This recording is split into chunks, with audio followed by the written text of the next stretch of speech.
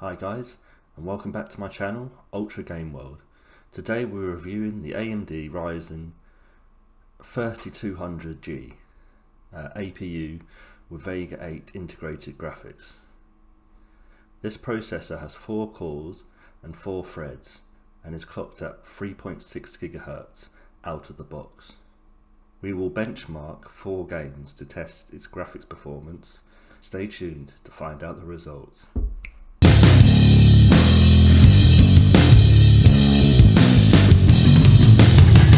So today we are talking about the AMD 3200G processor. This is in the Ryzen family and it was released on the 7th of July 2019. It is on the Zen Plus architecture rather than the Zen 2 architecture. What it gives you is it gives you the integrated graphics on the CPU, so you don't have to buy the dedicated graphics card. It just saves you money for your initial first computer, if you will, to actually get you up and running. So you could probably get a computer around sort of like the £400 mark without buying a graphics card, and that would be a really good spec computer ready to upgrade. It's also only got a 65 watt TDP, so it means it's quite cool. It's not really going to get really hot. When I've had it in my computer, because it is my personal processor which I use in my personal computer, I've generally found that it's run no more than about 60 degrees when I'm playing computer games, and generally idling it's about 30 to 35 degrees centigrade, so it's really good actually. Keeps quite cool, and that's only on the stock reference cooler from AMD, which I think is the stealth cooler. So you're just going to have a few shots from the retail box here as I'm talking. As you can see, there's like a spec list as well, which I'll put up. Overall, it's a good processor, obviously aimed at budget gamers or sort of recreational esports sort of titles, more aimed towards those titles, you know, like your CSGO, your Fortnite, those sort of titles it's aimed at. So let's get on to the specs of the PC that I built, and then we'll go from there. So as you can see, the specs are just on screen here. I'll just run you through them quickly before we start to go on to the benchmarks. So we have obviously the CPU of the AMD Ryzen 3200G. Our motherboard today is the Asrock B450M Pro 4. This is a good sort of budget motherboard. Costs about £80, I would say, roughly. Maybe I think 75 to 80, I would say, retail. It's, like I say, a good budget board for the AM4 platform. Overall, it's got everything that you need. It's got the 2 M.2 drives,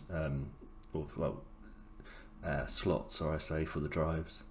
It's got plenty of expandability. It's got the 4 DIMM slots, so obviously plenty of expandability there for your RAM. I've got for my RAM, I've got 16GB Kingston HyperX DDR4, 3200 MHz speed clocked at.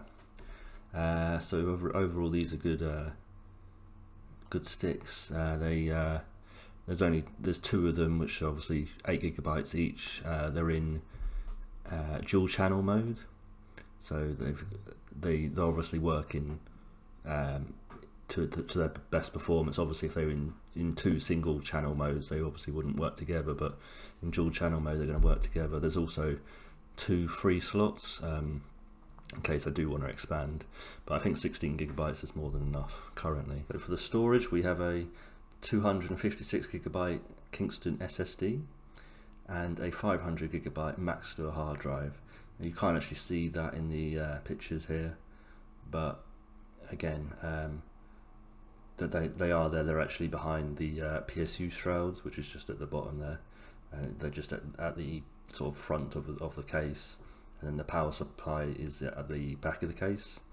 The case we have is a Phanteks P300 ATX case. Now I did buy this as an ATX case and then realised that the motherboard was only micro ATX, so I made a bit of a mistake there.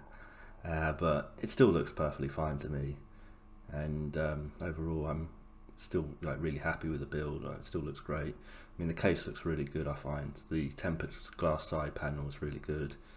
It has all the expandability that you need. It's got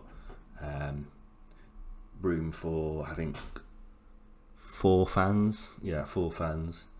I think it's 140 millimeters each fan, I think is the maximum you can have, and up to 4 of them. So you could actually put a radiator at the front if you wanted a radiator at the front instead. But the stock cooler is more than good enough, so we're going to go with the stock cooler. And the PSU is the Corsair CX450M. This is a 450 watt power supply. So let's jump into the gameplay now, and let's see these benchmarks. Hit it.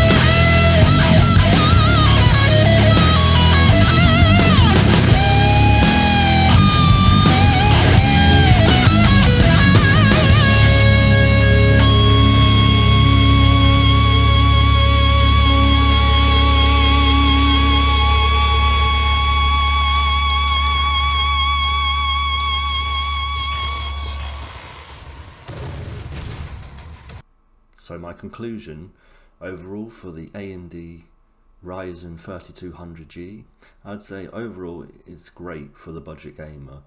Now you could look at alternatives, but I think where it is at the moment, it's just a great entry level processor to get you up and running. Overall, the stats in the esports titles are great. CSGO is over 100 FPS average, that's brilliant. Witcher 3 is still good average. Doom or Fortnite still around about the 60 FPS there, so we're all good.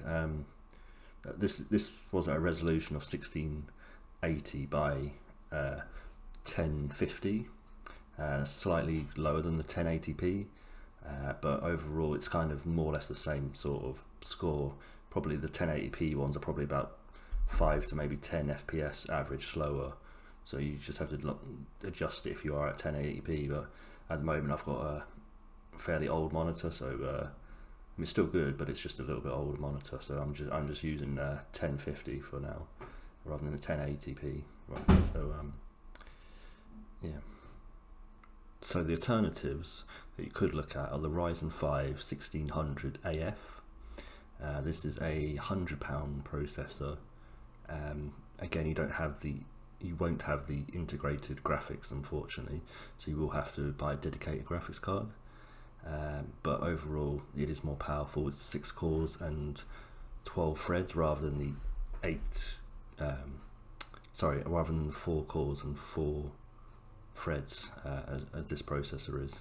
If you want to go down rather than up, the AMD 3000G is the with VEGA graphics is the next option. It's about £50, I'd say, retailing, and it does come with integrated graphics, but they are quite lower than the VEGA 8 graphics and the VEGA 3 graphics, so you will take quite a downgrade there. Personally, I think it's more than worthwhile paying a little bit extra for the 3200G and just getting that little bit better extra performance. But if you're on a very tight budget, you could go down to the AMD 3000G instead. Now, should you buy it now, this processor, I'd probably say hold on for now, because there's the AMD Ryzen 3 3100, which apparently is going to be released around middle of May, maybe end of May. There's also new motherboards going to come out with the B550 motherboards rather than the B450 motherboards. But I still think this new processor is going to be backwards compatible with the B450 motherboards. But should you buy this now? Probably not. I'd probably wait to see what that is going to be like. I think that processor is probably going to be better than the 3200G, and it probably would be a good upgrade, so I'd probably hold off for that. And if you like this video, guys, give us a like, comment and subscribe, and I'll see you in the next one. Bye, guys.